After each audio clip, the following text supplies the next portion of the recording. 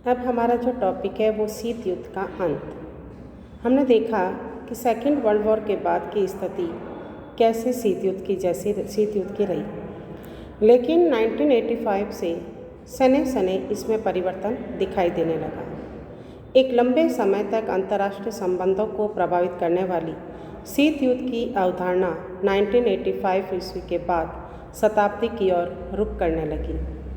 1985 से 1991 का काल शीत युद्ध के अंत की दृष्टि से एक ऐतिहासिक सीमा चिन्ह मानी जाती है। अब दोनों के बीच में तनाव की जगह शांति व सहयोग ने ले ली।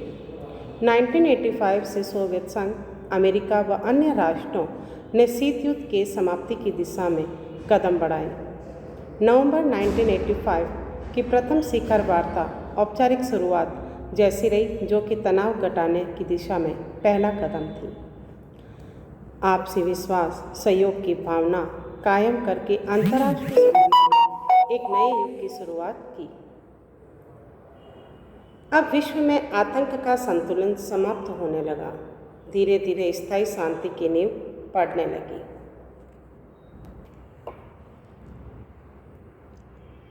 शीत युद्ध का स्थान शांति, समृद्धि और विकास ने ले लिया।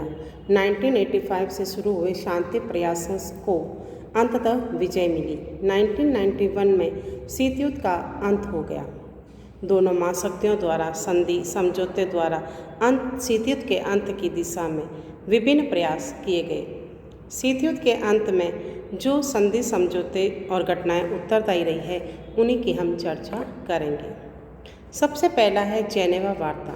जेनेवा में रीगन, अमेरिकी राष्ट्रपति रीगन और गोर्बाचोव, जो कि सोवियत संघ का प्रमुख नेता, जेनेवा में मिले।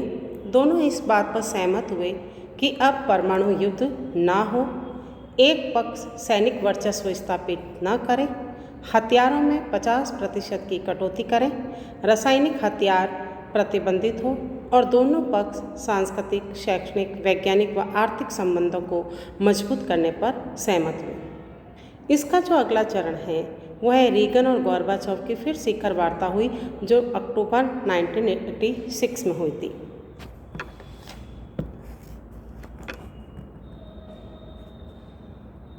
इस शिखर वार्ता में स्टार वार्स यानी कि अंतरिक्ष कार्यक्रम, प्रक्षेपास्त्र कार्यक्रम पर रीगन के अड़े रहने से वार्ता विफल हो गई।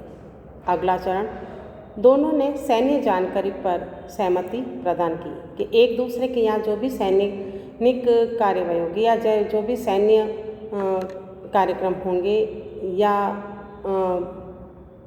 उन दोनों के मध्य जो भी कार्यक्रम होगा वो उनको बताया जाएगा। फिर है दोनों का INF संधि यानी कि मध्यम व कम दूरी के प्रक्षेपास्त्र नष्ट करने पर सहमति हुई, जो एक ऐतिहासिक संधि मानी जाती है। इसमें 1139 यानी कि 1139 परमाणु हथियार नष्ट करने की बात तय हुई। फिर है रीगन गोर्बाचोव की शिखर वार्ता 1988 में। तो भूमिगत परमाणु विस्फोटों पर पाबंदी लगाई आपस में, और मिसाइलों के प्रक्षेपास्त्र की सूचना एक दूसरे को देने पर भी सहमति जताई। अब UNO में यानी कि संयुक्त राष्ट्र संघ में गोर्बाचोव ने ये घोषणा की कि पूर्वी यूरोप से सेना हटा लेगा और परंपरागत हथियारों में भी वो कटौती कर लेगा। ये जो अपन देख रहे हैं, ये समझ रहे हैं, वो है शीत युद्ध के अंत के लिए जो घटनाक्रम हुए हैं वो अपन देख रहे हैं। फिर है सोवियत संघ व यूरोपीय आर्थिक समुदायों में समझौता 1989 का। ये एक 10 वर्षीय समझौता हुआ जिसमें सोवियत संघ ने सामुदायिक देशों के बीच व्यापार बढ़ाने पर अपनी सहमति जाहिर की।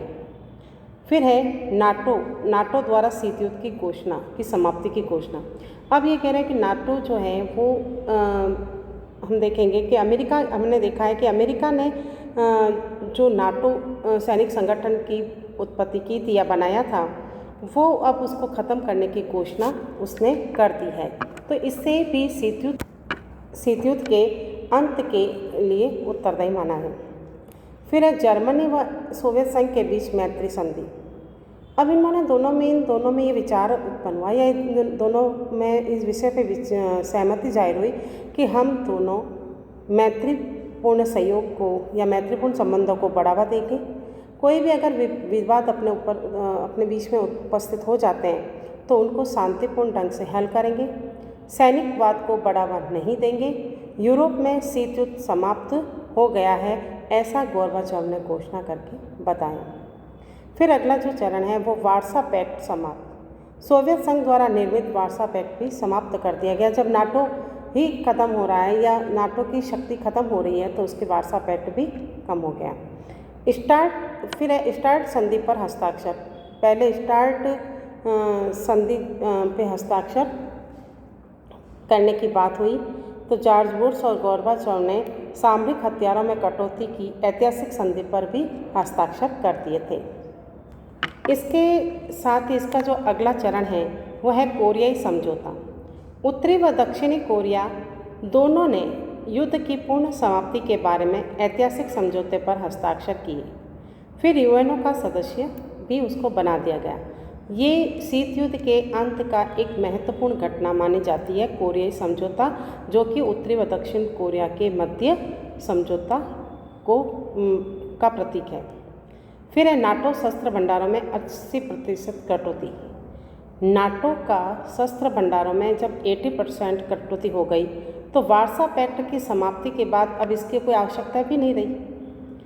फिर है दोनों ने अफगान में शांति बहाली पर समझौते हुए ये घटना 1991 और 2 की मानी जाती है।